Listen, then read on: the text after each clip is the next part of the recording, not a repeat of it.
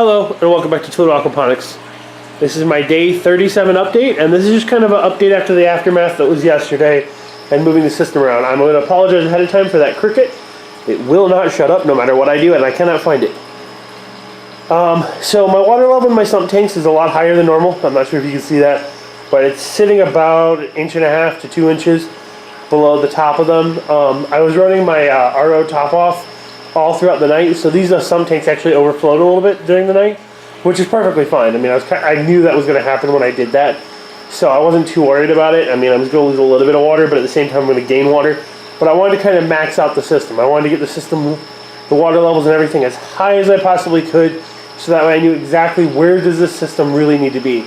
Because I was dumping gallons and gallons and gallons of water into this system and not making it dead. I mean, I was dumping in over 5 gallons of water a day using my top-off system. I'm going, okay, what's going on here? So I hooked it up and let the system kind of balance out.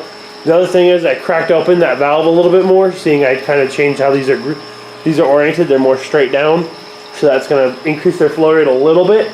So I cracked the valve open, and it's been running like this for 12 hours, and right now I'm not going to touch it. I'm going to let it run for a couple days, and I'm just going to kind of let it and see if everything stays where it needs to be. My water level right now, if you compare it to my little gauges here, is well above my green bar. It's sitting at about the top of my temperature scale on here. My pH is about where I want it. It's down to 6.9 to 7 range, give or take, which it could do to be a little bit lower, but for right now, I'm happy with that. My fish are doing swimmingly. These guys are, it's kind of hard to focus with this camera, but these guys are huge. I'm not sure how well I'm going to be able to see them in this. I'm going to have to do something about that light. But these guys are a lot bigger than even when I first got them. They definitely do not fit through my little slip-in drain filter, so I have not had any more fishies end up in my swirl filter at all, which has done really well for me. And with the higher flow rate, everything kind of seems to run a little bit better. I'm going to basically let it run, like I said, for a couple days, not touch it, and see where I go. My temperature and humidity down at grow light level is basically constant, about 78 to 80% humidity, which is a bit high. I wish it was lower than that, but being outside, there's not a whole lot I can do about that right now, especially with how this system's set up. I do only have one hurricane fan running right now to circulate air throughout here. I will probably turn the other one back on today, just kind of like level everything out. And like I said, I'm going to basically watch for my water level and see how that goes. The other thing I'm going to do is I'm going to take my little 2-foot propagator light, and I actually have another one inside that I'll probably commandeer. And I'm going to hook it up probably along this black line, if I can help it here, that's supporting this UFO 80 light. And I'm going to see if I can give artificial light to my little pea plants to help them kind of grow up the vine. As that goes, I have a 4-foot T5 that I'll put in its place as they start to get bigger, if they seem to like it. I'm going to kind of run from there. So I'll let those guys keep kind of growing and go up their ranks and see if I can get them to grow basically all the way up there and basically stop them as much as possible. I'm going to try to cut them down a little bit and let them bush out, but they're relatively viney. And they worked out pretty well. So I'm going to let them climb as much and give them as much artificial light. These little Sunblaster T5s cost very little to run, and if it's worth it, it's worth it. If it's not worth it, then I just won't do pea plants inside anymore. I knew these guys were a little bit of a risk, but I was going to kind of let them run. The other thing I have to deal with is I have some sort of nutrient deficiency. I think it's iron. However, my iron's back up a little bit. I need to check on it again to see where it is. But I know I have potassium and calcium in the system. However, I mean, I basically have nothing else. The system's still relatively new. I just started fish not too long ago. I mean, it's been about a week, basically, since I had fish in here. So I don't really have a lot of your smaller trace nutrients. So I have nitrogen, I have potassium, I have calcium. I don't really have iron. So I'm going to kind of play around with that and kind of help kick some of that in there. I did dose the system with iron and brought it up, but I did a test this morning and it's sitting about 0.3 ppms, and I want to get that a little bit higher, so I'm going to probably dose it again either tonight or tomorrow morning and kind of see where it goes. In terms of how much my sump tanks kind of fluctuate just in the recording of this video, It's already down a couple inches. It's kind of hard to see. But with the water level as high as it is, the pumps never actually run empty. And that was my biggest issue that I had, was my pump used to constantly run dry for at least even a couple of minutes. It wasn't very long, but it still did it. And I really don't like it. Like the pumps over there that I have on the RO system, those diaphragm style pumps, those things can run dry and never have a problem. These mag drives are a lot more resilient than a standard pump, like a standard sump pump, but still I don't want these running dry if I can help it. So right now I have not had that problem, and my basically test to know if my system runs dry is actually, ironically, this little UV clarifier. This little thing, when it runs dry, it actually gets pumped full of air, and you get a big air bubble in here. Not like this little dude here. I don't know if you can see that. But right now the water level is actually all the way up to the glass.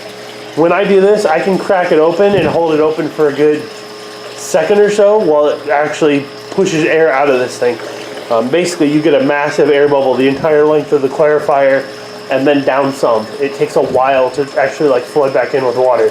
So as long as I don't see that going like crazy, because that was kind of my warning sign that, hey, something was up and I was still sucking air, was this thing literally would fill with air. So that's what I'm going to watch for. I'm going to leave the water level high. It looks like this is where it wants to be, so I'll probably adjust my float valve to kind of compensate for that. The other thing I want to do is I want to take that 55-gallon barrel, and I'm going to look at putting a 1/2-inch bulkhead fitting in the bottom, probably somewhere in the lower end, so I can fill that with water. And then I actually have another one of those Aquatech, which is actually, this is private branded Hydrologic, but if you actually look at it, it's an Aquatech 880 pump.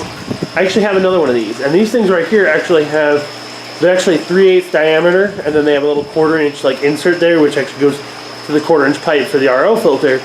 But I'm actually going to use the 3/8 line that's used to actually feed the whole system, and I'm going to put another pump somewhere lower down to kind of boost the pressure. And if I can get water coming out of the barrel up into the filters at a high enough pressure, seeing I can use that pressure gauge, I'm just going to unhook that one there and leave it as a spare and just kind of let it chill there in case I need it for something.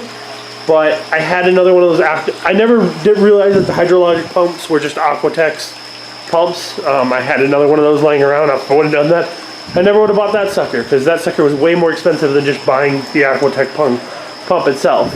So I do have one of those, another one of those coming with its own pressure set, basically pressure on-off valve. So I'm going to put it on the outline again. So I'll probably have 2 of those little sensors there and there. So I have one there, and I'm going to probably add another one. But that way I can pull water out of here and kind of know, like, hey, what's going on. The other thing I was going to look at doing is hooking in maybe like a reverse float valve or something. Like put a float valve but turn it in like, I don't know, upside down. So when the water gets too low, it actually shuts off. And that way it actually would shut off the draw from there. But that still really wouldn't do much because it's still going to be sucking air. I was just trying to see if I can find a way to have it automatically shut off if this reservoir runs dry. Again, these Aquatech pumps won't do any damage if they run dry, but it's just kind of annoying. So I'm going to look at that, but that's going to be my top off for the system. I'm going to use a 55-gallon barrel, which is overkill for now, in theory. It should be overkill, at least I hope, for a top off. But I will be having an IBC here, so that'll be also the top off for that. But that's kind of my update after the aftermath that was yesterday and moving this whole system. If you missed that, I basically took this entire system and moved it a couple feet that way and kind of redid everything, swapped out all my lights and put in all UFOs because I had them. And honestly, I already had to rework the lights anyway, so I might as well put these in place. I also reworked my drain to waste. That originally used to come straight out and then went to a 90 and down. So it came straight out, went to a ball valve, and then to a 90 to a bucket. I was able to salvage that 90 and hook it in here. And then I ended up putting in a 2-inch NPT threaded ball valve. It's threaded on both ends. So I put in a slip to NPT threaded adapters. So I have one on each side, so that way I can kind of like play around with this. And if I want to plumb in a mineralization tank or put in like a T here to be able to run that to a mineralization tank or whatever else in the future, I can. So I kind of was planning on that. So that gives me a little bit more future proofing and also allows me to really easily just drop the IBC here and then just plumb that into my swirl filter. Not exactly sure how I want to do that yet. One of the options I have is I can put a T in place between my fish tank and here, so I can actually pull this apart and put like a longer 2-inch pipe there. Actually, I really wouldn't need to. I can just pull this apart and put a T directly between the tanks, and then run the outlet from there into that T, so it all fills in one into there. And I'll kind of play around with that. I have some designs. See, I don't really have a whole lot of space, but if you look, this isn't actually centered in the barrel, so I actually can move it over a couple inches, and I only really need like 3/4 of an inch for the PVC fittings. So as long as I can get about 1.5 inches, which I really do, like, I mean, honestly, I can move it back to at least here, so I probably have a good 2 inches that I can move this. So I can move that out, cut this up a little bit, and put in like a T or something in there, and then be able to run from the IBC into that, so everything goes into the swirl filter. And as long as everything kind of stays standard, the pressure will kind of stay along everything, the water level will stay equal across everything. But I'm going to have to do some math on that, as well as do some measuring too, because I'm not sure how tall that is, but the IBC is only 46 inches tall, so I might have to put the other tank up on stilts or something. Maybe get like some 2x6s or something to put some support on. I'm not exactly sure, so I'm going to have to kind of run that out a little bit. My automatic fish feeder is working swimmingly. So to kind of look at it, this is the Fishmate 14. It's built a little bit different than normal ones. Instead of having a drum, it's got a little timer in here, kind of like your little mechanical timers for like lights on and off. And then you have little red pins. It only comes with 4. I actually had a couple extra, so I ended up going with 6. So I'm doing 6 feedings currently, which is exactly what my little baby tilapia want right now. And then this here, as it moves around, this outer ring actually rotates around and dumps food in. So it does that slowly over about a 2-hour period, which is actually better for your fish anyways. It works out really well. The other nice thing about it is it actually has an airline hookup.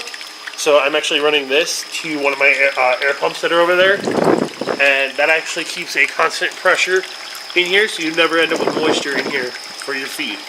So it works out really well. My water temperature right now is about 72 or so. My pH, like I said before, is sitting about 7.0 realistically. And I'm going to kind of watch that over time. I will be replacing this Hydrofarm 3/4 inch piping that kinks like no tomorrow, with some like stronger, heavier grade piping. It'll still be 3/4 inch, so I shouldn't have to actually change any of my timings really, but I'll kind of play around with that.